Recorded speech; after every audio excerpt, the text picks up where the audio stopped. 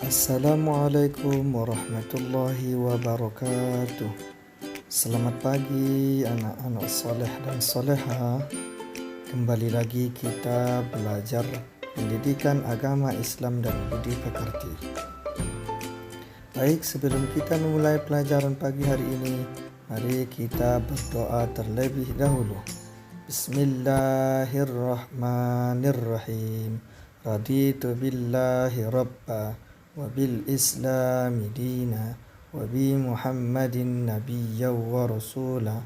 Rabbi zidni ilma warzuqni fahma. Amin. Baik anak-anak soleh dan soleha, hari ini tema pembelajaran kita adalah mengenal nama Allah dan kitabnya. Subtemanya, 1. Mengenal Allah melalui Asmaul Husna. 2. Mengenal kitab-kitab Allah. Adapun tujuan pembelajaran kita pada hari ini, yang pertama, supaya anak-anak Bapak mengerti ataupun mengetahui nama-nama Allah. Yang kedua, supaya anak-anak Bapak mengetahui nama kitab-kitab yang diturunkan oleh Allah Subhanahu wa Ta'ala. Baik anak-anak soleh dan soleha, materi pertama adalah pengertian Asmaul Husna. Allah Subhanahu wa Ta'ala memiliki 99 nama yang sering kita sebut dengan sebutan Asmaul Husna. Asmaul Husna artinya adalah nama-nama Allah yang baik. Allah Subhanahu wa Ta'ala memiliki 99 nama. Namun pada pagi hari ini kita akan belajar 4 nama saja, yaitu yang pertama Al-Mumit, yang kedua Al-Hayyu, yang ketiga Al-Qayyum, dan yang keempat Al-Ahad. Baik anak-anak soleh dan soleha, yang pertama tadi adalah Al-Mumit. Al-Mumit artinya adalah Allah Maha Mematikan. Sebagaimana firman Allah, kullu nafsin dha'iqatul maut. Setiap yang bernyawa pasti akan mati. Akan tetapi, kematian bukan untuk ditakuti. Kematian tidak dapat dihindari.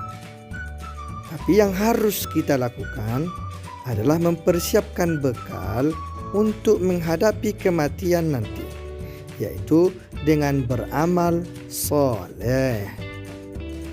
Jadi anak-anak yang soleh dan soleha, Al-Mumit itu artinya Allah yang Maha Mematikan. Yang kedua, Al-Hayyu. Al-Hayyu artinya adalah Allah yang Maha Hidup. Artinya bahwa Allah Subhanahu wa Ta'ala hidup kekal selamanya. Dan Allah Subhanahu wa Ta'ala yang memberi kehidupan kepada makhluknya.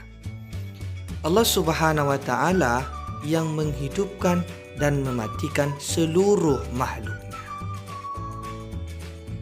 Yang ketiga adalah Al-Qayyum.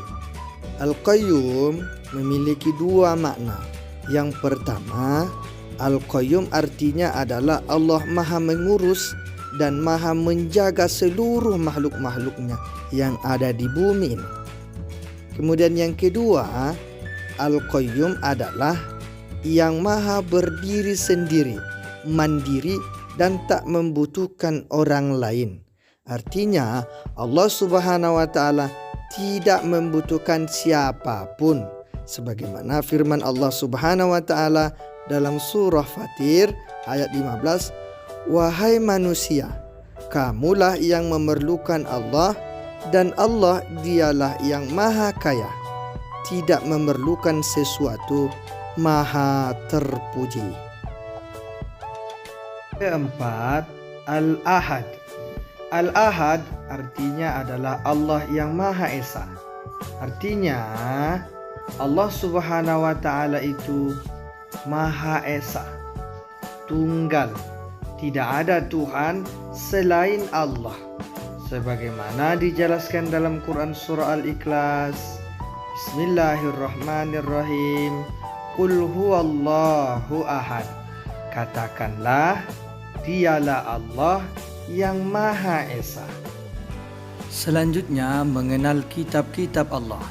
Kitab yang Allah turunkan ada 4 macam, yaitu yang pertama kitab Zabur,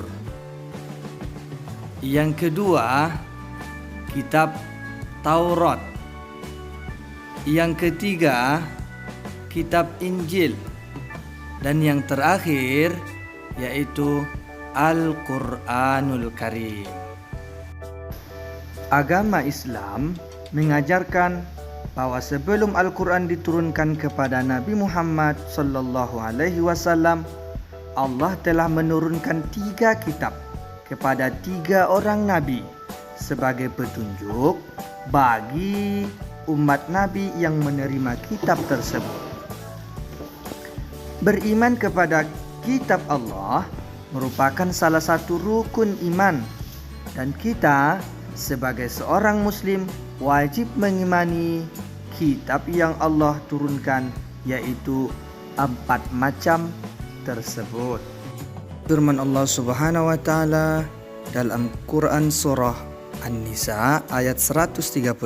Bismillahirrahmanirrahim.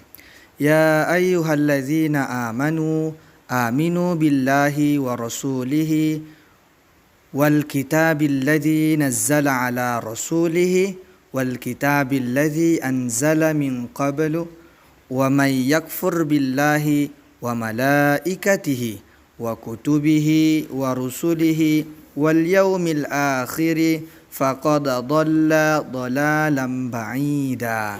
Artinya, wahai orang-orang yang beriman, tetaplah beriman kepada Allah dan Rasulnya, dan kepada kitab yang Allah turunkan kepada Rasulnya, serta kitab yang Allah turunkan sebelumnya. Barang siapa yang kafir kepada Allah, malaikat-malaikatnya, kitab-kitabnya, rasul-rasulnya, dan hari kemudian, maka sesungguhnya orang itu telah sesat sejauh-jauhnya.